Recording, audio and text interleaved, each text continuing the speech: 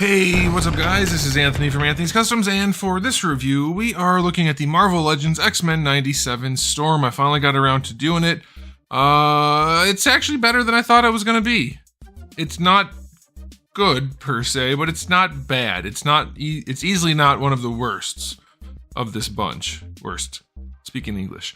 It's actually okay. So, some new parts, some old parts. I don't know, there are still things I don't like about it, but I'll just put this out right in the front. If you like this look for Storm, you probably will be okay with it if you're a Marvel Legends collector. But let's not get it confused with a good figure, all right? Okay, so let's go ahead and get it off the stand and take a closer look. Okay, before we get into the figure, let's get into my package. It is fine. It's still a retro card that's not actually based on anything. Shows the artwork right here, which does make the figure look quite bad in comparison. And there's the figure on the back, which looks even worse, I would say. It's not exactly accurate to the figure you get. Skin tone is significantly different, and therefore the face looks very, very different as well. But the rest is about right, because it is just bare plastic, unfortunately. And they could have easily brought it to life with just a few black lines, just a couple even. Would have been nice, but they didn't do it. So, decent enough packaging, but makes the figure look bad, which is not a good thing. Alright, so let's go ahead and get into the height. If you're going to the top of her head, it's just about 6 inches. The top of the hair, closer to 6 3/4, that is up there. And it's going to be about 15 centimeters and closer to 17 centimeters. Here she is up against Darwin, who was just getting done handling some other reviews. I'd say it's reasonably scaled. It's okay. Usually the females seem to be a bit tall for Hasbro, but this time it's not. Okay, let's do a quick question of the day. How do you guys like these X-Men 97 versions of the old cartoon characters? For me, I don't think they needed to change them any. Like, we didn't need to do this. Storm had a mohawk in a certain version, not this version. That's my personal take, but if you like it, then that is good for you. Now, I'm filming this especially dark because she is just bare white plastic, and that just wreaks havoc on lighting.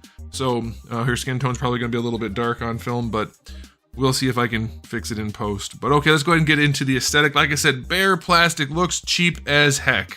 So heckin' cheap.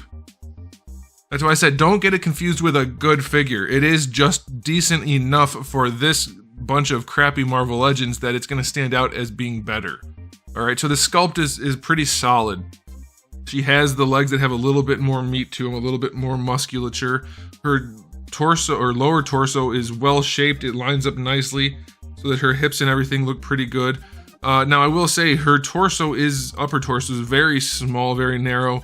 I'm not saying she needs bigger chesticles. Those are perfectly fine size-wise, but the overall shape of the ribcage is very narrow. A little bit strange looking. Kind of looks like they'd be going for like a teenager build with something like this rather than a more developed adult woman superhero who's got a little bit more shape to her. Not that the ribcage would change very much, but that's how they tend to be drawn. Anyway, the sleeves look really nice, actually. I like that. Again, needs paint, but some unique sculpt work on there is pretty good. Shoulder pads look weak, but they're okay. The little X logos are fine. The sculpted yellow stripe is okay. You know, it's just okay. It's not particularly good.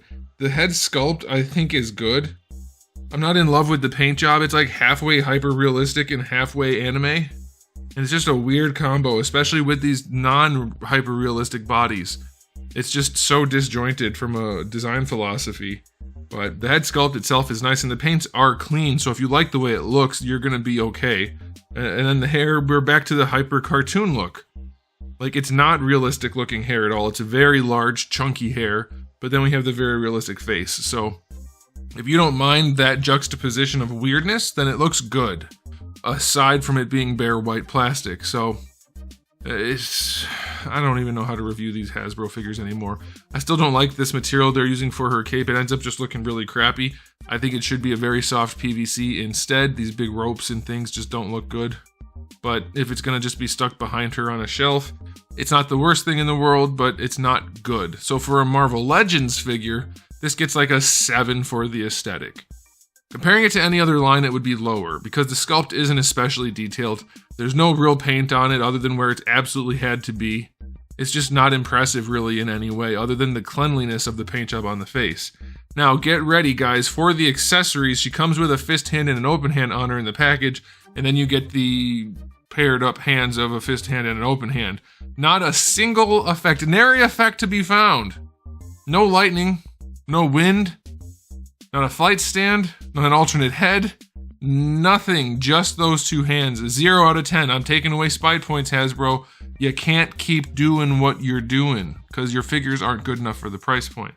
All right, let's talk about the articulation. I'm sure there's not much to be surprised about here. We are operating on our standard hinge and peg. It leans forward okay, a little bit of lollipop. It's not as bad, but of course that mohawk hair ponytail thing is going to get in the way a little bit. You'll be able to do decent posing, especially if you have her up in the air, having her looking down.